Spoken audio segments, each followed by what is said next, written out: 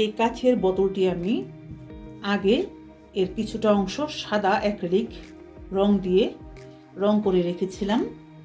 এটা শুকিয়ে গেছে। এখন আমি এটার নিচের অংশটা এবং উপরের অংশটা করব সবুজ অ্যাক্রিলিক পেন্ট।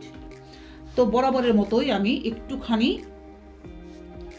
ফোম নিয়ে এটাকে পেন্ট করে দিচ্ছি।